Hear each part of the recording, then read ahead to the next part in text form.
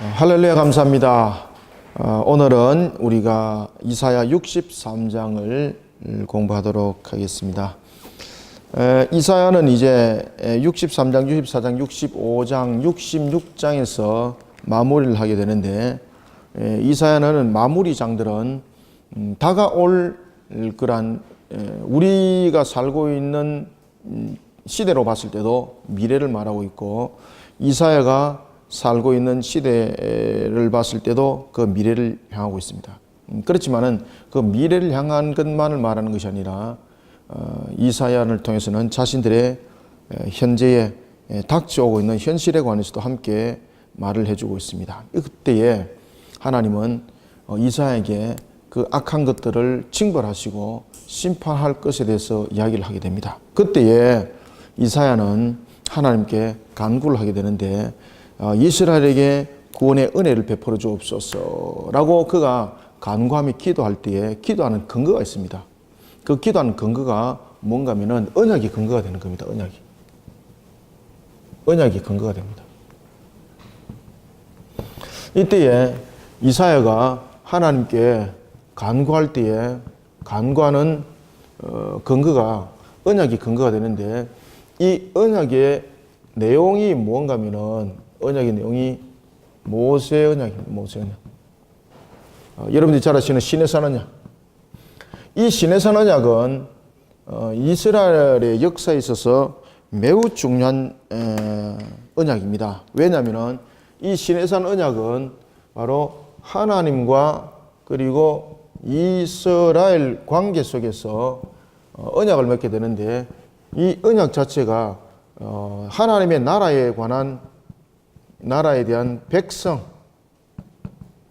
하나님 나라에 대한 나라와 백성에 관한 그 언약의 내용들이 시내산 언약에 이 내용에 실려나게 됩니다.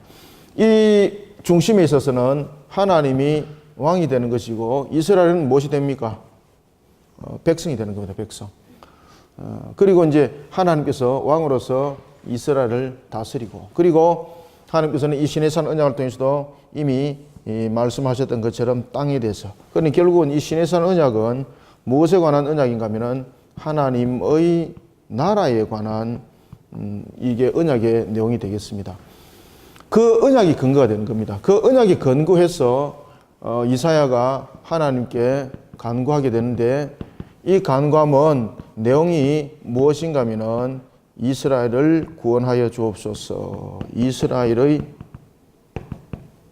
구원에 관한 내용을 담고 있습니다. 이스라엘을 구원하여 주옵소서.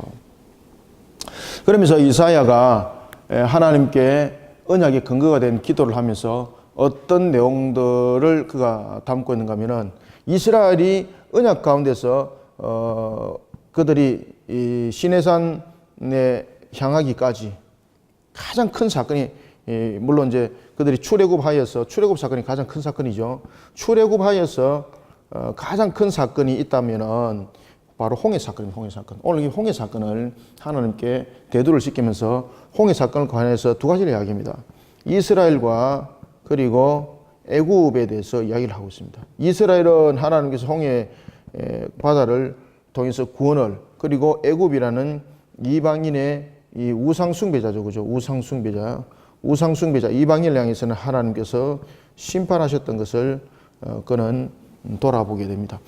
출애굽에 대한 내용도 여러분들 마찬가지죠. 출애굽에도 보면은 10가지 재앙은 결국은 10가지 이 재앙 속에서 우리 속에 나타나고 있는 것은, 첫 번째는 우상에 대한 심판이었고, 그리고 하나님의 백성에 대해서는 구원을 담고 있는 것이 바로 10재앙의 내용들입니다.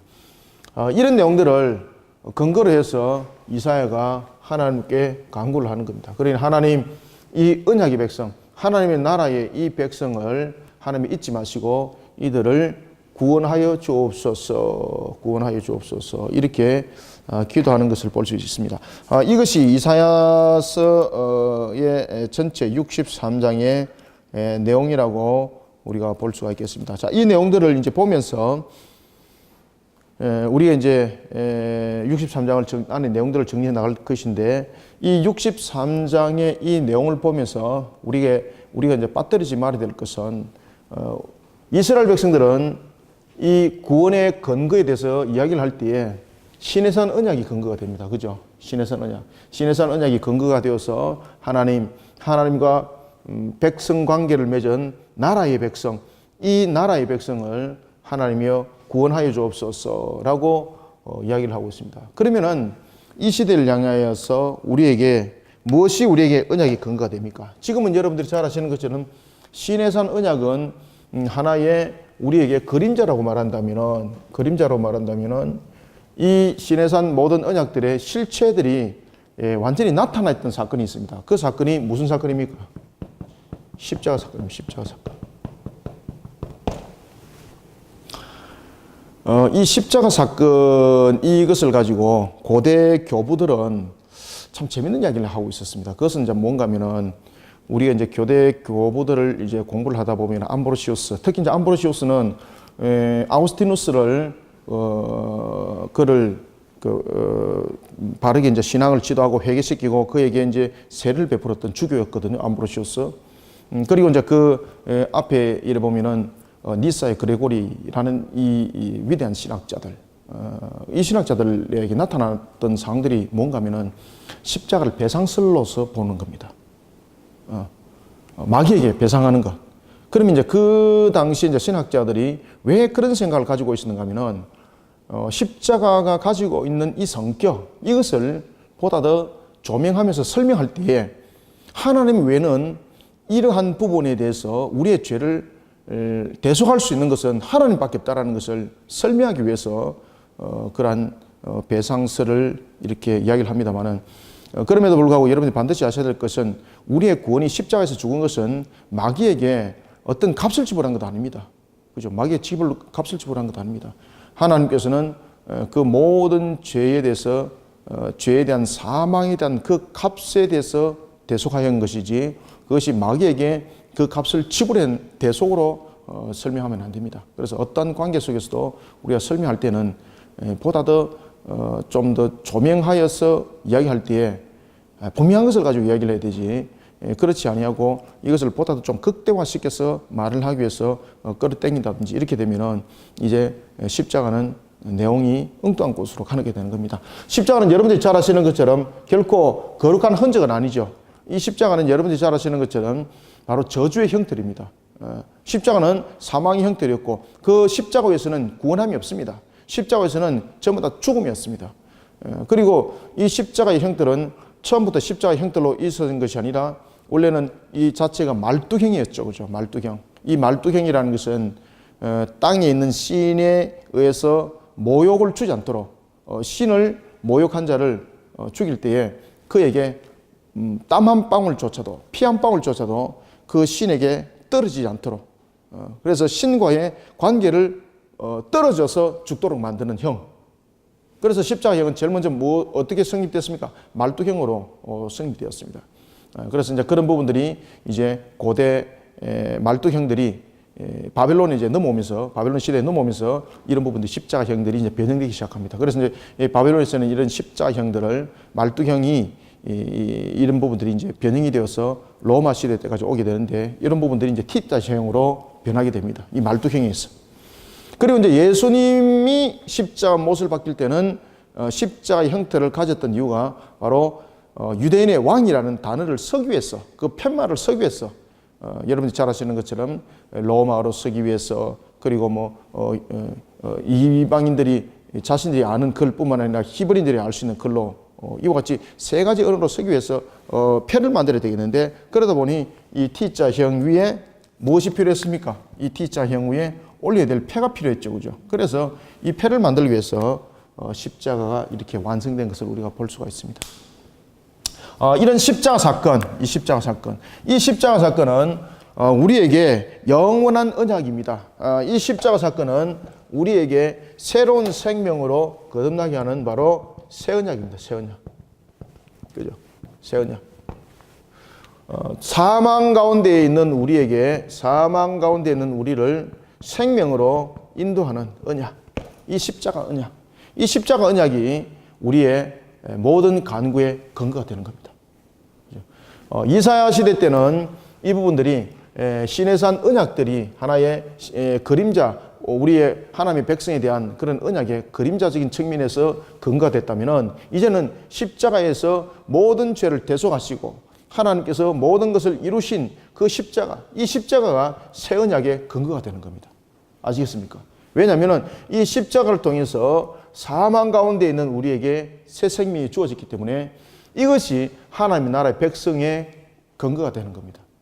그래서 우리는 오늘도 예수 그리스도의 십자가의 신앙으로 우리는 달려가야 되는 것이고 또한 십자가의 그늘 아래서 우리는 오늘도 호흡하고 있고 그러니 우리는 오늘도 십자가를 부여잡고 기도하는 근거가 이 속에 있는 겁니다.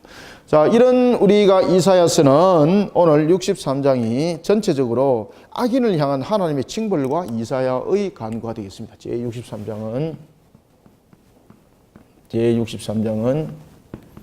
악인을 향한 하나님의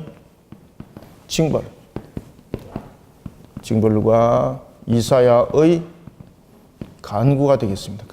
이사야의 간구.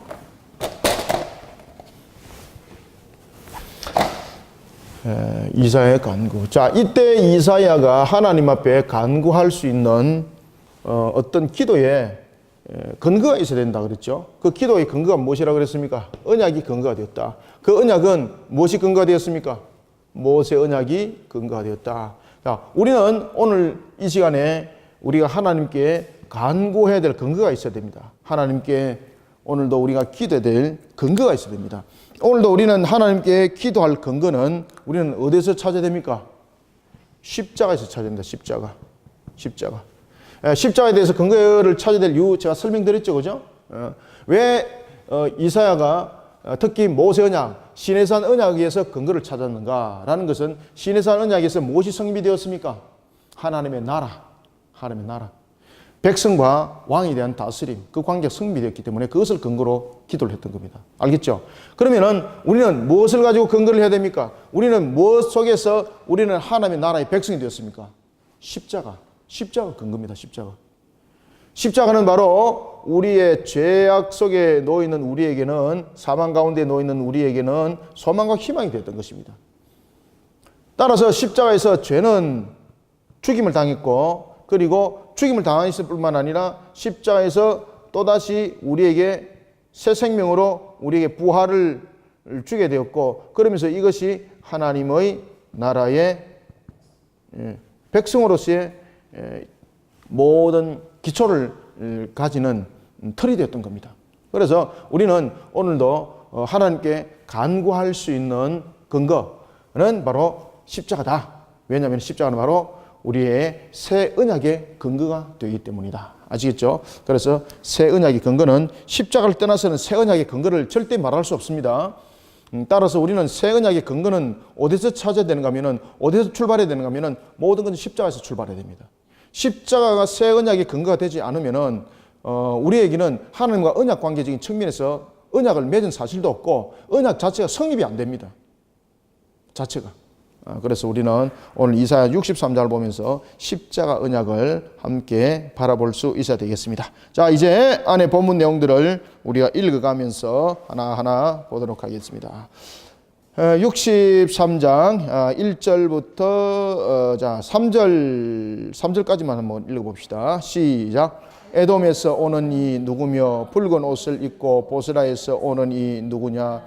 그의 화려한 의복 큰 능력으로 걷는 이가 누구냐.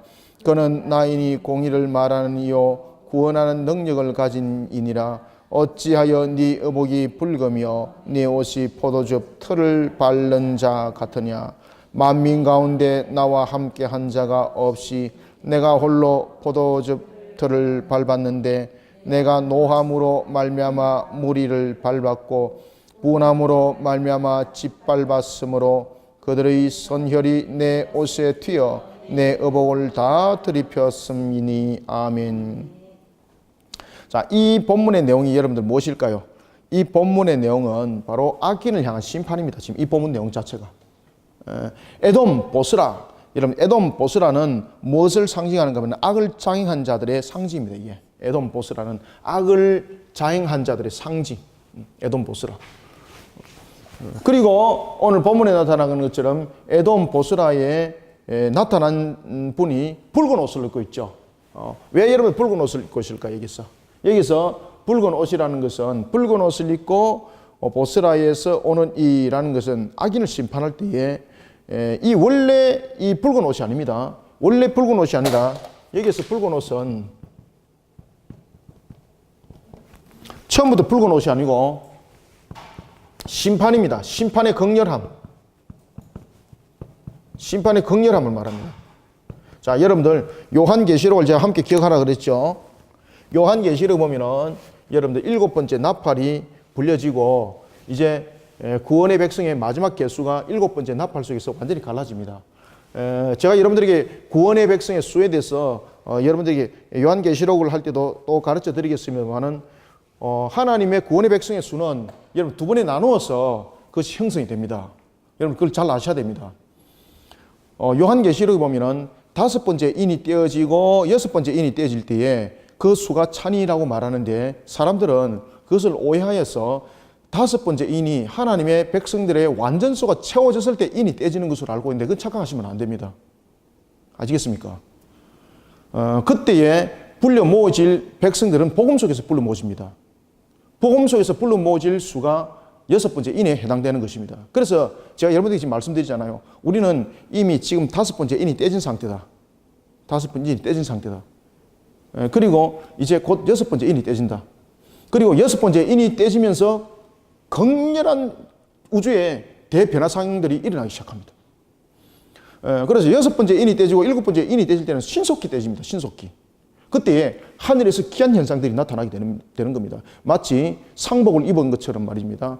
온 우주가 검게 물들게 되고 그리고 별들이 떨어지게 되고 그때 사람들은 지구의 종말이 왔다고 말을 하지만 그때 종말이 아닙니다.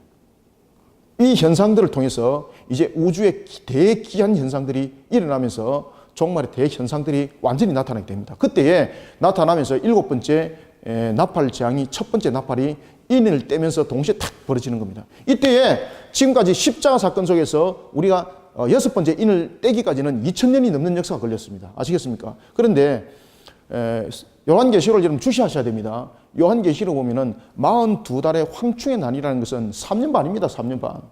전 3년 반, 후 3년 반 다 합치면 7년이거든요. 그것을 이제 일회에 대한 사건을 이야기를 하고 있는데 이 일회에 대한 이 사건들은 그 사건 자체가 굉장히 조밀하게, 세밀하게 그리고 신속하게 우리 속에 들이오지 않는다는 겁니다.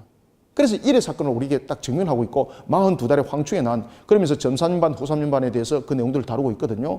그렇기 때문에 우리에게 나타나는 이제는 6번째 인이 떼지고 7번째 인이 떼지면서 우리 속에 나타나는 7 나팔 재앙은요 신속하게 일어나요. 여러분들요.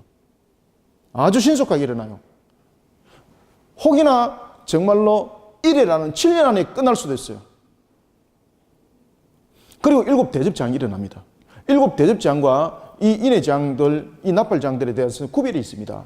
인의 재앙과 그리고 이 나팔 재앙과 그리고 대접 재앙에 대한 큰 차이점이 있습니다.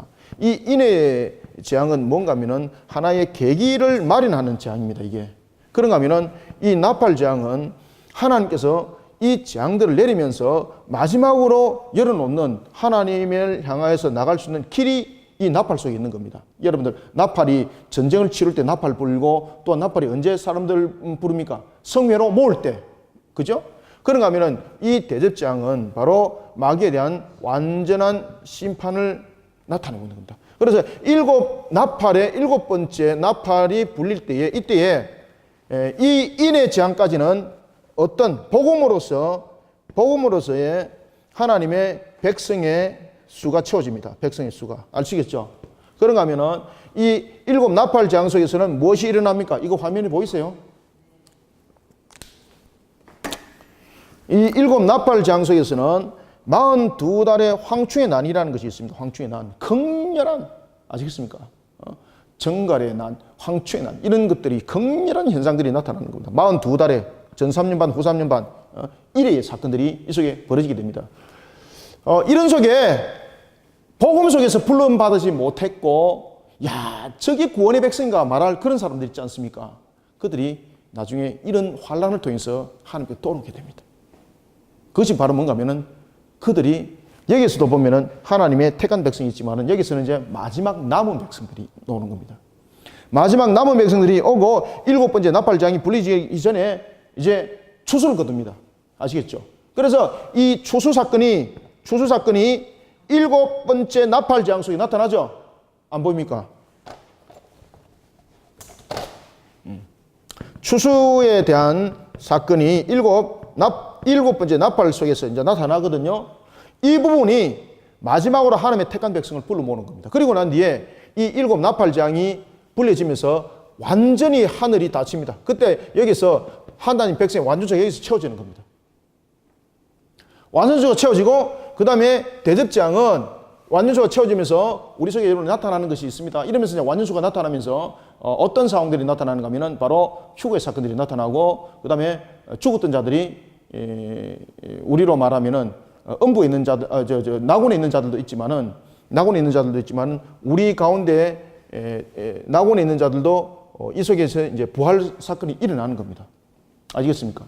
그래서 이 속에서 우리의 무엇이 나타납니까?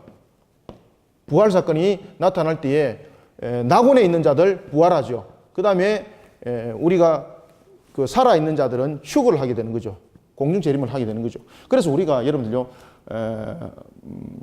완전한 그 교회, 하나님께서 세우신 완전한 교회, 그 보초로 가는 겁니다.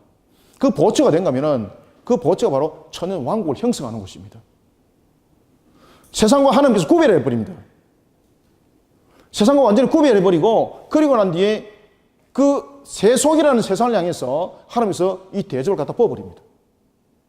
아시겠습니까? 여러분 생각해 보십시오. 대접이라는 것은 양동이처럼 이렇게 찔끔 붙고 여기에는 붙고 여기는 안 붙고 이런 상황이 안 일어납니다. 대접이라는 것은 확 부어버리기 때문에 거기 있는 사람들은 전부 다 그 영향력에 끼침을 받게 되어 있습니다. 그래서 대접장입니다. 대접장은 그냥 갖다 부어버리는 겁니다. 따라서 만약에 우리가 이 세속이라는 이 세상과 구별이 되어서 우리가 새하늘과 새 땅은 그 다음에 이제 가지만은 완전히 구별되어서 우리에게 마치 방주에 있는 것처럼 그런 세상 속에 우리를 구별하지 못하면은 우리는 여러분 이 재앙 속에 갇히게 되는 겁니다. 그래서 우리의 교회, 완전한 에클레시아, 여러분이 잘 아시는 것처럼 요한계시록 보면은 독수리가 그들을 안고 날개를 세워서 다른 땅으로 이동한다. 이런 부분들이 이 속에 다 성립이 되는 겁니다. 아시겠습니까? 그래서 휴거 사건이 일어나는 겁니다. 뭐 휴거가 뭐 여러분들 뭐 장난이겠습니까? 휴거는 뭔가 하면 장소 이동을 말하고 있습니다. 이 실질적으로 우리 장소 이동이 일어난다는 거예요, 여러분들요. 이것이 마치 여러분 동화책 속에 있는 이야기 같습니까? 이제 사건이 이제 일어날 때 한번 보십시오. 이제 어떤 사건들이 일어나는지. 이런 사건들을 하나님께서 요한에게 보여준 겁니다, 사실은. 그래서 우리에게 기록을 하려 했던 것입니다.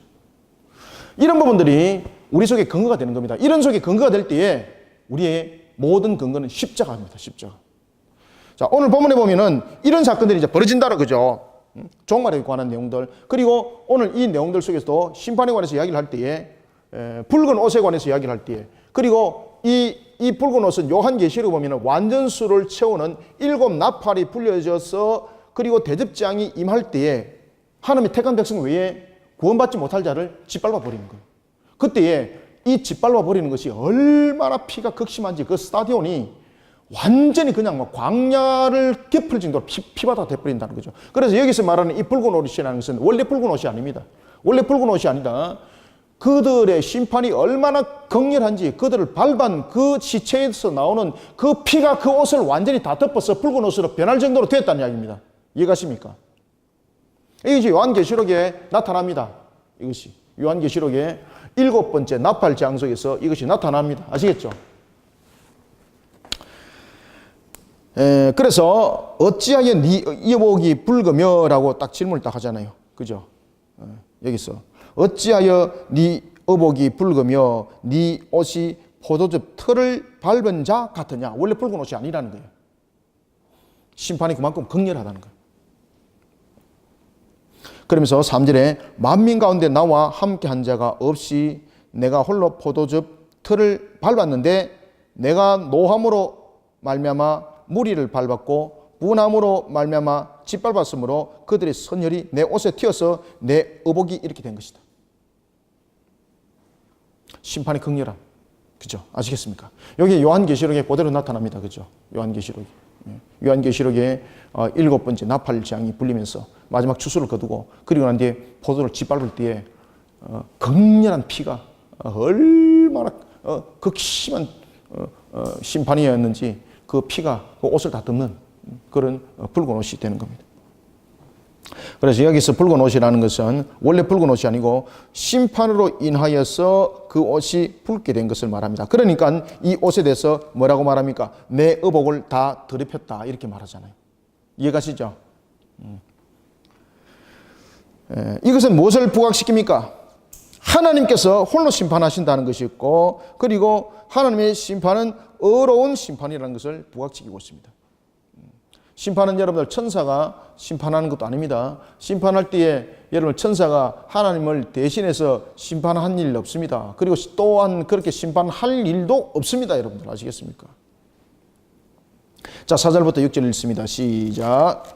이는 내 원수 갚는 날이 내 마음에 있고 내가 구속할 해가 왔으나 내가 본즉 도와주는 자도 없고 붙들어 주는 자도 없으므로 이상하게 여겨 내 팔이 나를 구원하며 내 분이 나를 붙들었음이라. 내가 노함으로 말미암아 만민을 밟았으며 내가 분함으로 말미암아 그들을 취하게 하고 그들의 선열이 땅에 쏟아지게 하였느니라. 아멘.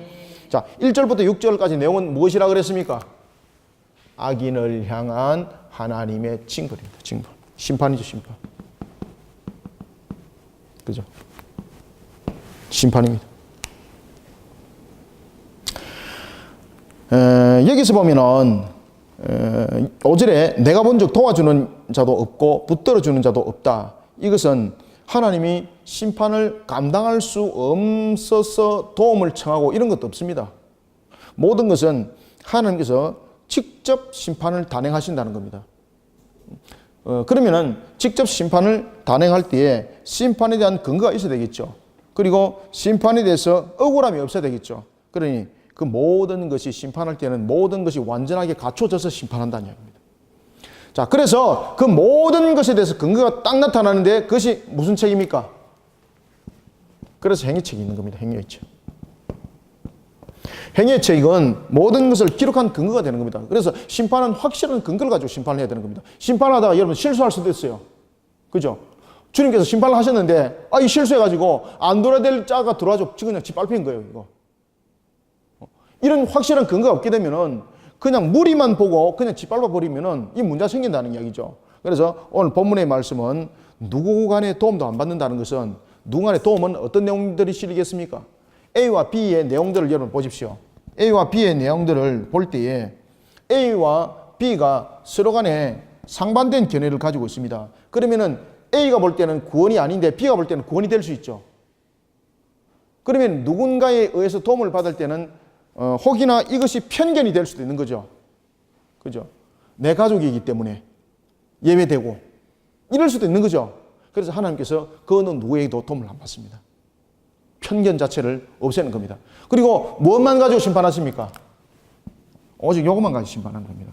완전한 근거를 가지고, 완전한 근거를 가지고. 그래서 심판에는 실수함이 없습니다. 그냥 무리를 향해서 짓밟지 않습니다.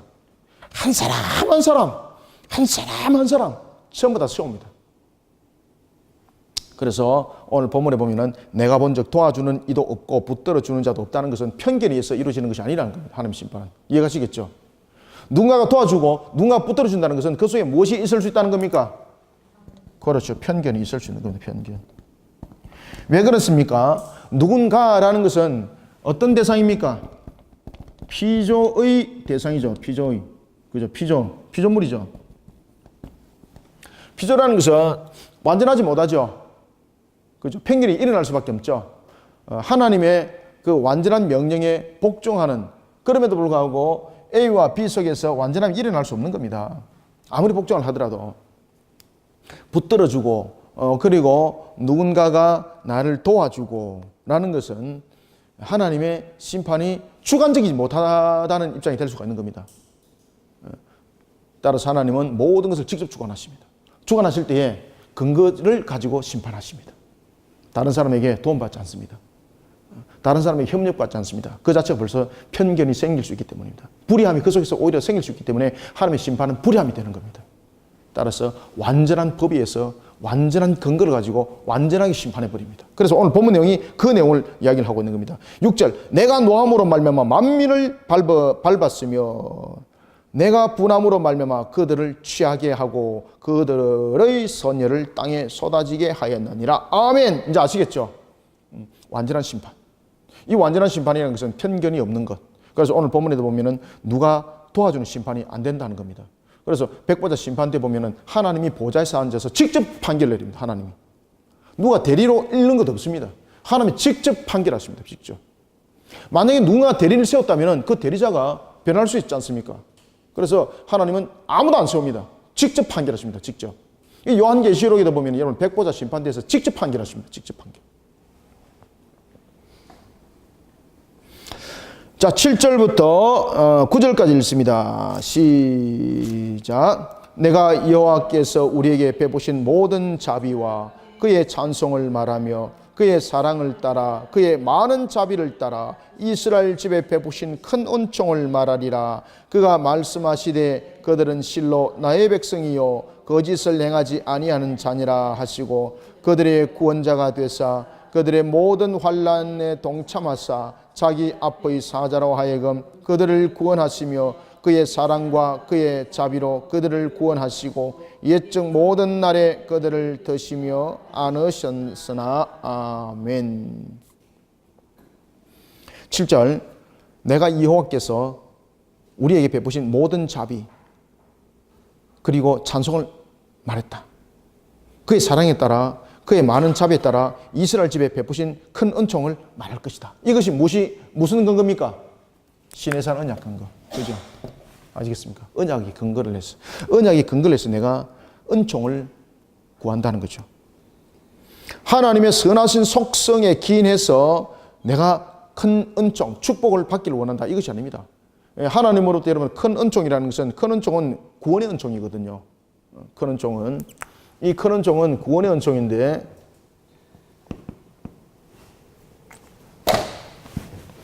이 구원의 은총은 일반 은총과 다르죠. 그죠? 여러분들이 잘 아시는 것처럼 이 일반 은총은 하나님께서 자연을 통해서 하나님의 형상을 가진 자들에게 모두에게 이 땅 위에서 일시적으로 우리에게 베푸시는 은총입니다. 그런가 하면은 이 큰 은총은 일반적 은총에서 구별되는 겁니다. 이거는 일반적 은총에서 함께하지 않습니다. 그래서 이 큰 은총은 바로 구원 특별 은총을 말하는 거죠. 특별 은총.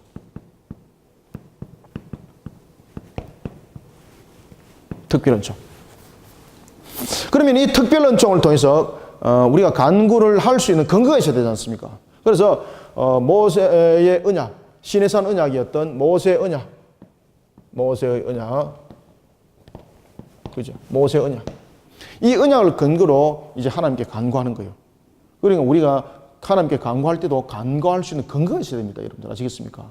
간구할 수 있는 근거가 하나님 앞에 우리에게 마치 올바른 주소를 향해서 나가는 편지와 똑같습니다. 따라서 우리는 오늘도 하나님께 바르게 간구할 수 있는 큰 은총을 간구할 수 있는 그런 근거가 우리에게 있는데 그것이 무엇입니까? 새 언약. 새 언약이 무엇이 새 언약의 근거입니까? 그렇죠. 십자가. 이제 완전히 이해 가시죠? 십자가 왜 중요한지. 우리에게 굉장히 큰 중요한 내용들입니다. 이게. 8절에 보면은 그가 말씀하시되 그들은 실로 나의 백성이요. 딱 그 이야기 하잖아. 그죠? 나의 백성. 시내산 언약적인 개념 속에서 언약적인 관계 속에서 나라 속에 있는 왕과 백성과의 관계. 그 속에서 이스라엘은 하나님의 백성. 이 근거를 가지고 이제 딱 기도를 하는 거예요. 8절 나의 백성이요 거짓을 행하지 아니하는 자니라 하시고 그들의 구원자가 되사. 그러면서 9절에 보면은 자기 백성이 당한 모든 환난을 마치 자기 자신이 당한 것처럼 여기는, 그리고 또한 그런 고통을 감내하는 그런 하나님의 은혜를 그들은 바라보게 되고, 또한 그런 속에 이사야는 하나님께 간구하게 되는 겁니다. 9절 그들의 모든 환난에 동참하사. 여러분들 그들의 모든 환난에 동참한다는 것은 언약적 관계적인 측면에서 왕과 백성 속에 있는 그 성립된 관계 속에서만 일어날 수 있는 겁니다. 따라서 모든 환난에 동참한다는 것은 언약 속에서 하나님 백성과 하나님이 하나가 된 거죠. 그러니 백성의 그 나라의 백성의 괴로움은 곧 하나님을 괴롭히는 괴로움이 되는 거죠. 이방인들이 이스라엘 백성들을 쳤습니다. 그러면은 하나님을 향해서 그들은 돌격하고 공격하고 친 것이 되는 겁니다. 지금 이 내용들은 바로 그런 내용들입니다. 그들의 모든 환난에 동참하사라는 것은 언약적 관계적인 측면에서 하나가 된 상태를 말하고 있는 겁니다. 이해가 완전히 돼야 됩니다. 여기서 그들의 모든 환난에 동참했다는 것은 하나님이 그들에게 동참해주고 이것이 아닙니다. 여기서 동참했다는 것은 어떤 개념을 지금 가져야 됩니까? 하나님의 나라 개념을 가져야 돼, 여러분들. 그래서 언약, 시내산 언약을 통해서 하나님 나라 안에서 무엇이 됐습니까? 그렇죠. 하나됨이 하나됨. 따라서 이 동참이라는 것은 하나님의 나라의 하나됨을 말하고 있는 겁니다. 하나님의 나라의 하나됨. 그들의 모든 환난에 동참하사 자기 앞의 사자로 하여금 그들을 구원하시며 그의 사랑과 그의 자비로 그들을 구원하시고 그리고 옛적 모든 날에 그들을 드시며 안하셨으나 이게 여러분 무엇입니까? 이것은 이스라엘 자손들을 구원하시고 그들을 구속했을 뿐만 아니라 광야의 모든 여정 가운데서도 그들을 안으셨던 이 내용들을 다 함축하고 있는 겁니다. 이 내용. 자, 다시 한번 말씀드립니다. 옛적 모든 날은 어떤 것입니까? 옛적 모든 날에 그들을 드시며 안으셨다는 것은 무엇이에요? 그들을 이스라엘 백성들을 어디서 구원하시고 애굽에서 구원하시고 그리고 어디서 광야에서 그들을 안으시고 이 모든 내용들을 담고 있는 거예요. 그러면 이 내용들은 전부 다 무엇의 근거입니까? 신의 산 언약, 하나님의 나라의 백성, 이것이 하나됨, 이것이 전부 다 근거입니다. 이게. 그래서 옛적의 모든 날이라는 것은 그들이 출애굽하고 그리고 광야의 긴 여정 속에서 그들이 겪었던 것.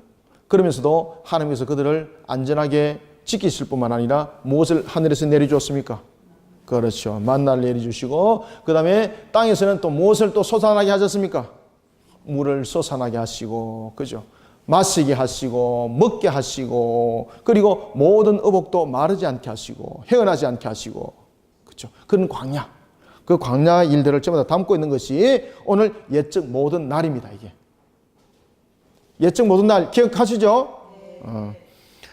자, 그러면서 이제 10절에 그들이 반역하여 주의 성령을 근심하게 하였으므로 그가 돌이켜 그들의 대적이 되사 친히 그들을 치셨다. 이거는 왜 그렇습니까? 백성으로서의 자세가 흐트러져 버린 거죠. 백성의 자세가 흐트러져 버려서 일시적 징계를 가했다는 거죠. 왜? 하나님께서 그들을 바르게 돌이키기 위해서.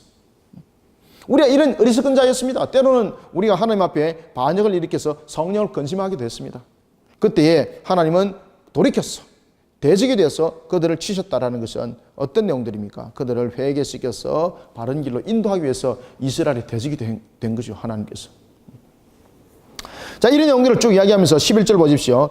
함께 읽어봅니다. 시작. 백성이 옛적 모세 때를 기억하여 이르되 백성과 양 떼의 목자를 바다에서 올라오게 하신 이가 이제 어디 계시냐? 그들 가운데에 성령을 두신 이가 어디 계시냐? 아멘. 여기서 모세 때를 기억하사 이르되 백성과 양 떼의 목자를 바다에서 올리게 하시니 여기서 바다는 어디입니까? 홍해바다 사건입니다.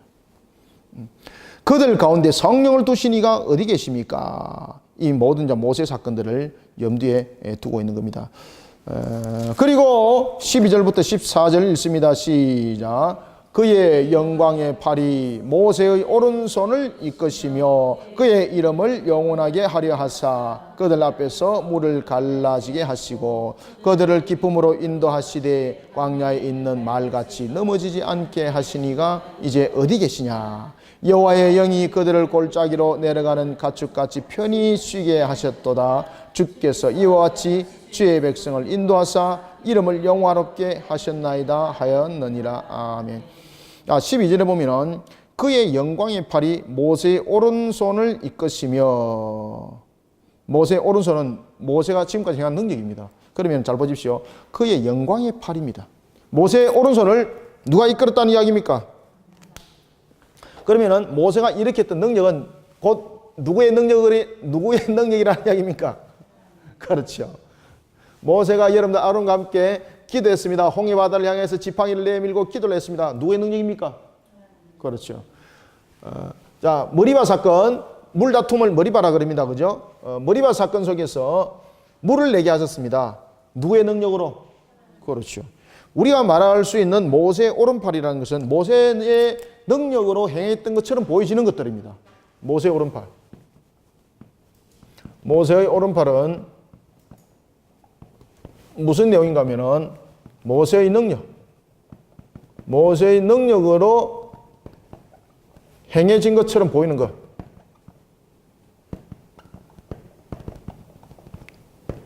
진 것처럼 보이는 것. 이 모세의 능력 아닙니다. 그래서 착각하지 말라는 겁니다.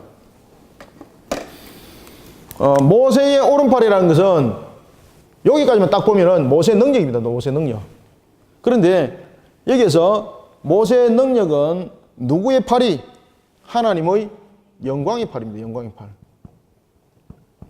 자, 여기에서 팔은 무엇입니까? 능력이죠. 그러면은 하나님의 영광의 팔이 모세의 오른팔을 어떻게 했다는 겁니까? 그렇죠. 이끌으셨다는 거죠. 이끌으셨. 그러면은 이게 어떻게 문제가 풀이되는 건지 아시겠죠? 그래서 이런 부분들은 명확하게 잘 보셔야 됩니다. 모세의 오른팔이 하나님의 영광의 팔이 모세의 오른팔을 이끄셨다는 것은 하나님의 영광의 팔이라는 것은 하나님의 능력이죠. 오른팔이라는 것은 왼팔과 다릅니다. 히브리인들은 오른쪽과 왼쪽을 이야기를 할 때에 항상 오른쪽이 영광의 보좌고 왼쪽은 여러분 바깥들 버려진 것. 그래서 우리가 사사기에 보면은 왼손잡이 사사 있지 않습니까? 그는 자라오면서 여러분 왼손잡이라는 것은 자라오면서도 그는 사람들로부터도 인정받지 못한 그런 사사였습니다. 그래서 왼팔이라는 것은 능력이 없음 또는 관로박, 소외됨 이 부분들을 담고 있는 것이 왼쪽입니다. 따라서 오른쪽이라는 것은 바로 능력을 상징합니다. 능력. 그러면은 모세의 오른팔이라는 것은 모세의 능력을 말하고 있거든요. 그런데 이 모세의 능력이 어디로부터 나왔습니까? 그렇죠. 하나님의 영광의 팔이 이끌었다는 것은 모세의 능력이 나온 근거입니다. 이 근거. 그렇기 때문에 모세의 오른팔이라는 것은 모세의 능력으로 행하신 것처럼 보이는 것입니다. 이게. 그럼 결국은 모세의 오른팔이 행한 그 능력, 지금까지 해왔던 그 모든 능력은 모든 것이 하나님의 영광의 능력, 그 모습 속에서 나타난 겁니다. 그럼 여러분들 잘 아시는 것처럼 요거 글자 보입니까? 머리바 사건은 두 번 일어나죠. 첫 번째는 우리가 어디서 일어납니까? 르비딤에서 일어나고 두 번째는 어디서? 가데스 바네에서 일어나는데 이 르비딤을 통해서는 모세의 오른팔의 능력이 모세의 오른팔의 능력 맞죠? 그죠?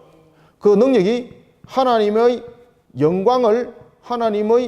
영광을 더 높였죠. 더 높임. 그런데 가데스에서 머리바 사건은 그의 능력이 하나님의 분명히 영광의 팔이 그의 오른팔을 이끌었는데도 불구하고 이것을 그가 상쇄시켜버리죠. 우리가 모세 아론이 이런 이야기를 하지 않습니까? 우리가 너에게 물을 내리라. 그러면서 이스라엘 백성들에게 뭐라고 이야기합니까? 뭐라고 말해요? 이 패역한 족속아. 아시겠습니까? 그러면서 하나님께서 명하기를 그 바위에게 말로서 명하라 그랬는데 그들은 르비딤의 이 사건을 기억하고 바위를 세게 그냥 반복해서 그냥 쳐버리죠. 그리고 그 일로 인해서 능력이 무엇이 되어버렸습니까? 하나님의 영광을 더 높이는 것이 아니라 하나님의 영광을 가리는 겁니다. 영광을 가리는. 따라서 하나님께서 뭐라 말씀하십니까? 너희들이 나의 거룩을 어떻게 했다? 거룩을 너희들이 손상시켰구나. 그리고 이 문제로 인해서 그들은 어디에 들어가지 못합니까? 가나안 땅으로 그들은 들어가지 못하는 그런 그들은 징벌을 받았던 겁니다. 따라서 오늘 본문에 보면은 12절 그의 영광의 팔이 모세의 오른손을 이끄시며 라는 것은 모든 것 자체 홍해 사건 속에서 일어났던 것들 뿐만 아니라 그 모든 것들 특히 이제 12절에서는 여기서 강조하는 것은 하나님의 그 이름을 영원하게 하시리라. 그들 앞에서 물을 갈라지게 하시고라는 것은 대표적인 사건, 한 사건을 지금 들고 나오죠. 무슨 사건입니까? 홍해 사건. 그래서 홍해 사건에 보면은 모세 아론이 지팡이를 들고 지팡이를 내밀면서 기도했는데 그것이 누구의 팔에서 나온 능력이다. 그렇죠. 분명히 모세 아론의 그 팔을 벌려서 기도를 했는데 그것은 모세의 오른손의 능력이 아니라는 거예요. 이스라엘 백성들의 홍해 건넌과 그리고 여기서 이 애굽 백성들은 수장 사건이 이 속에서 일어나죠. 수장 사건. 그 모든 것들이 하나님의 전적인 은혜 가운데 일어났던 것이었고, 그리고 그러한 과정을 통해서 이스라엘 백성들은 약속의 땅으로 갈 수 있다는 거죠.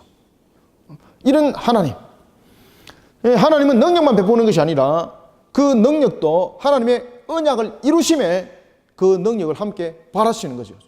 그죠?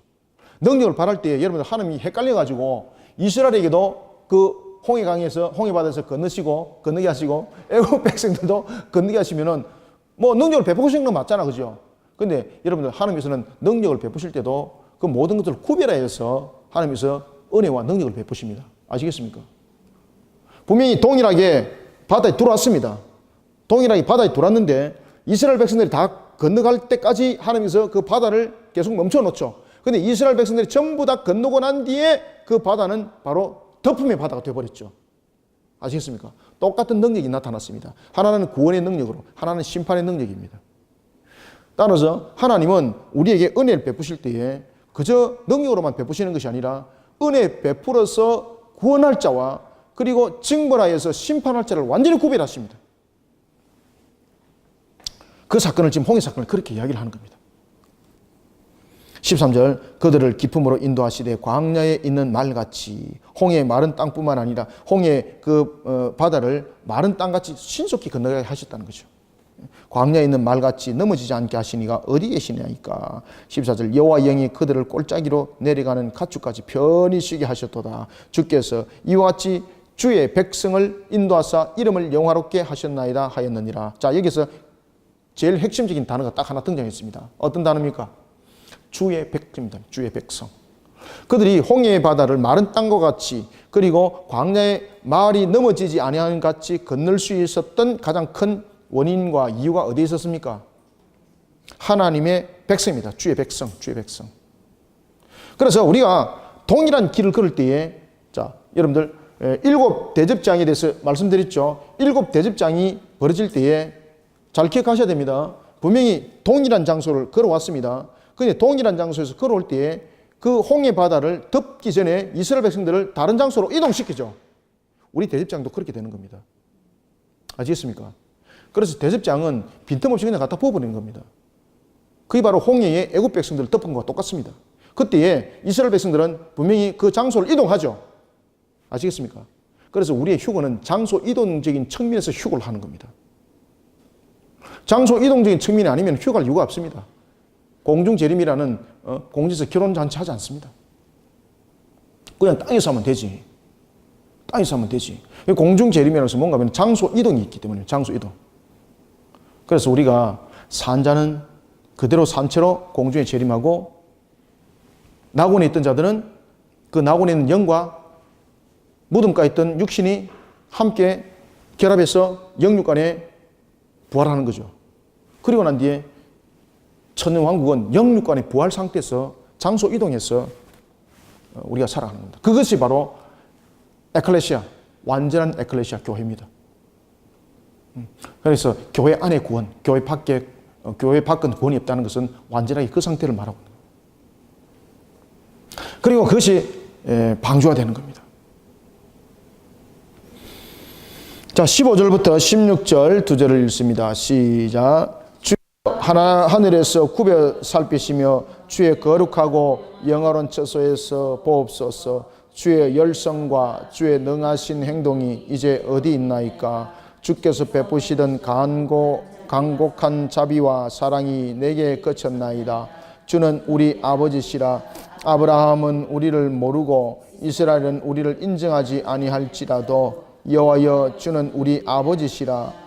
옛날부터 주의 이름을 우리 구속자라 하셨거늘. 아멘. 자, 여기서 이제 제일 중요한 단어는 무엇입니까? 앞에 읽은 것은 우리가 하나님의 나라의 백성이 중요한 단어였다면, 자, 여기서는 무엇이 중요한 단어로 등장하겠습니까? 그렇죠. 근거입니다. 근거. 우리의 아버지. 이사야는 여호와 하나님께 다시 보호의 은총을 요청합니다. 그때에 보호의 은총을 요청할 때 근거가 있어야 되잖아요. 자, 여러분들, 이 63장은 계속해서 우리에게 가르쳐주고 있는 것이 하나가 있는데, 그것은 근거입니다. 근거. 모든 것을 근거를 통해서 여러분들 이 내용들을 지금 진행해 나가는 겁니다. 징벌도 근거가 있어야 되는 겁니다. 그죠? 심판도 근거가 있어야 되는 겁니다. 마찬가지로 여러분들 이스라엘 백성들을 회개시켜서 그들을 다시 회복시키는 것도 근거가 있어야 되는 겁니다. 그런가 하면은 오늘 본문을 이사야가 다시 한 번 더 하나님 앞에 다시 한 번 더 이스라엘 백성들을 보호해 줄 것에 관해서 그는 간구합니다. 그때에 보호해 줄 것에 대한 간구의 근거가 무엇입니까? 우리 아버지입니다. 우리 아버지. 우리 아버지. 우리의 아버지가 근거입니다. 우리의 아버지. 여기서 여러분들 우리의 아버지라는 것은 모든 하나님의 형상을 말하지 않습니다. 여기서 우리의 아버지라는 것은 바로 특별한 관계적인 측면에서의 언약을 담고 있는 겁니다. 언약. 언약을 담고 있는 겁니다. 따라서 이사야가 계속해서 그가 간구를 할 때 근거가 무엇입니까? 언약이 근거입니다. 언약. 언약이 근거가 되는 겁니다. 주여 하늘을 굽여 살피시며 주의 거룩하고 영원한 처소에서 보옵소서. 주의 열성과 주의 능하신 행동이 이제 어디 있나이까? 이 모르고 질문하는 것 아닙니다. 이 모르고 질문하는 것이 아니라 이미 다 알고 있다는 겁니다. 이미 다 알고 있는 것을 확인하는 이것을 말해서 수사의문이라고 합니다. 수사의문.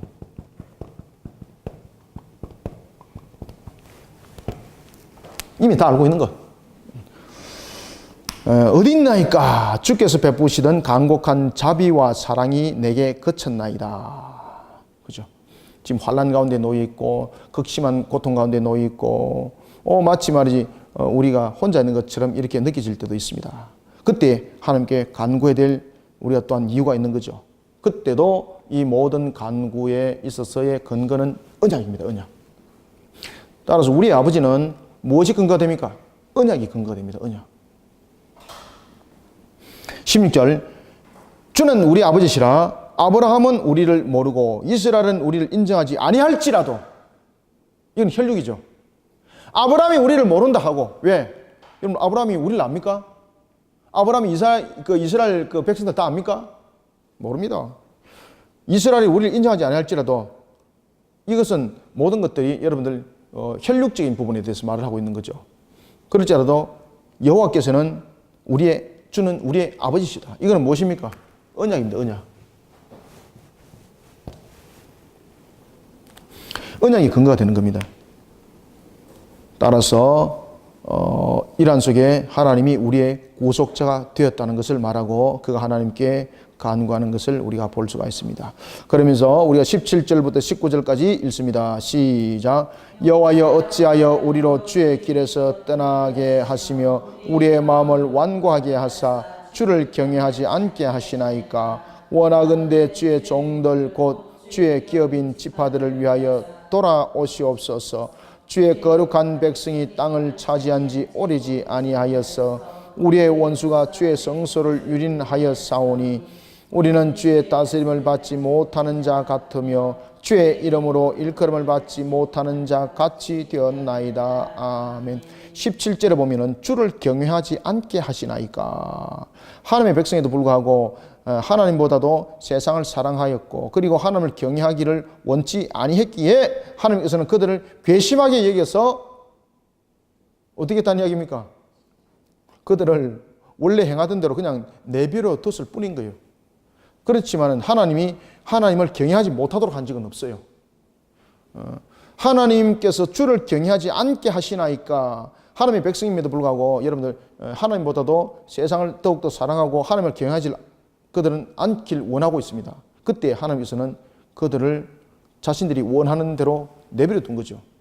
그러면서 하나님께서 그들을 돌이키는 것 다시 한번. 18절에는 보면은 영원한 기업이 되리라는 그런 약속의 말씀에 비춰봤을 때에 이 말씀이 성립이 안 되는 거죠. 가나안 땅은 여러분이 잘 아시는 것처럼 하나님께서 영원한 기업으로 그들에게 허락하셨지 않습니까? 그런데 그들이 보십시오.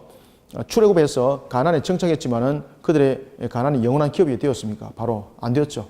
약 한 380년 동안, 360년에서 380년 동안 사사시대를 일어나면서 부분적으로 그들은 땅의 점령이었었고 땅의 주인이었지만은 블레셋이라든지 주변을 통해서 계속 그들은 다스림을 받고 지배를 받고 이런 속에 그들은 놓여 있었던 것입니다. 자, 그런가 하면은 이스라엘의 왕정 제도가 일어섰던 BC 1050년부터 그리고 586년에 예루살렘 성이 무너지기까지, 그죠? 그 역사의 여러분 날짜를 보십시오. 600년도 채 안 되죠. 600년도 채 안 되죠.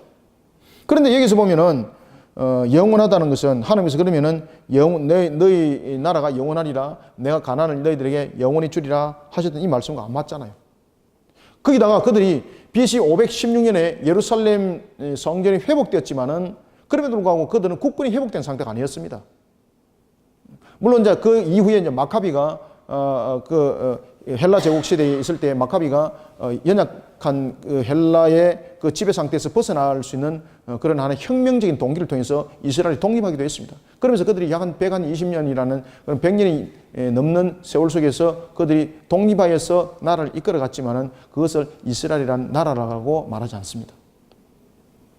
그리고 그들은 로마의 지배를 당해버렸습니다. 여러분, 어디 영원한 나라가 어디 있습니까? 그죠? 없어요, 여러분들요. 그들에게 정작 나라라고 말할 수 있는 것은 그렇게 오랜 세월이 아니었습니다. 그런데 하나님께서 뭐라고 말씀하셨습니까? 가나안을 너희들에게 어떻게 하리라? 영원한 기업이 되게 하리라. 그러면 그 가나안의 영원한 기업은 어디였을까요? 바로 새하늘과 새 땅을 하나님이 함께 말씀하셨던 겁니다. 오늘 본문에도 영원한 기업이 되리라는 이 약속의 말씀에 비춰볼 때 그들의 가나안 정착은 너무나도 짧은 기간이었습니다. 그죠? 만약에 여러분들 그들이 BC 1400년에서 이때 이제 가나안에 정착을 하게 되는 거죠. 이때로부터 그들이 586년에 그들이 예루살렘이 완전히 멸망을 당했을 때까지 하면은 약 820년의 역사죠. 만약에 그들이 가나안에 있었다면은, 그러면 가나안에 그들이 거주했던 것은 약 한 820년 정도밖에 세월이 되지 않습니다. 하나님께서 말씀하신 이 너희들에게 내가 영원히 그 땅을 기업으로 주리라 했던 말씀과 여러분들 연결이 됩니까? 안 됩니까? 연결이 되지 않습니다. 그러면은 하나님께서 왜 가나안을 너희들에게 영원한 땅으로서 기업으로 주겠다라고 하셨는가라는 것입니다. 그래서 하나님께서는 이스라엘 백성들에게 두 가지를 말씀하셨습니다. 첫 번째는 실질적으로 그들이 거할 가나안을 말했고, 두 번째는 영원이라는 걸 통해서 우리에게 무엇을 가르쳐주고 있었습니까? 새하늘과 새 땅입니다. 새하늘과 새 땅. 아시겠습니까? 새하늘과 새 땅은 여러분들이 완전한 이스라엘과 그렇지 않은 자들이 완전히 갈라져 버리는 거죠. 이사야는 그 내용을 우리한테 명확하게 설명해 주고 있는 거예요. 18절, 주의 거룩한 백성이 땅을 차지한 지 오래지 아니하여서 우리의 원수가 주의 성소를 유린하였사오니. 19절, 우리는 주의 다스림을 받지 못한 자 같으나 주의 이름으로 일컬음을 받지 못한 자 같이 되었나이다. 이것이 여러분들 세상을 살아가면서 우리 속에 세워진 이유가 무엇입니까? 왜 이러한 이유들이 19절의 이유들이 세워졌습니까? 이것은 결국은 하나님 백성으로서의 그들이 하나님 앞에 바로 세워지지 못한 결론이었죠. 그죠? 오늘 우리는 이사야 63장을 통해서 우리가 모든 것은 근거가 있어야 됩니다. 근거가 있습니다. 우리는 어떠한 근거로서 이 땅을 살아갈 것인가? 언약이 근거가 되어야 된다. 언약이. 아시겠습니까? 분명히 언약이 근거가 되어야 된다고 그랬습니다. 아브라함도 모르고 이스라엘도 우리를 인정하지 아니할지라도 하나님은 우리를 버릴 수 없습니다. 라고 말하고 있습니다. 그 근거가 무엇입니까? 언약이 근거입니다. 그러면 우리는 오늘도 회복을 받아 영원한 약속의 땅, 영원한 가나안을 우리는 말할 수 있고, 그리고 또한 하나님께 간구할 수 있는 우리의 근거가 있어야 되죠. 그 근거가 무엇입니까? 십자가. 왜 십자가가 근거가 됩니까? 무엇이기 때문에? 그렇죠. 십자가 세원약입니다. 세원약. 자, 오늘도 우리는 이사야 63장을 이렇게 공부를 했습니다. 그러면서 다시 한 번 더 우리가 새하늘과 새 땅을 바라보는 그런 소망의 신앙으로 우리를 세워나가는 성도들이 되시길 바랍니다.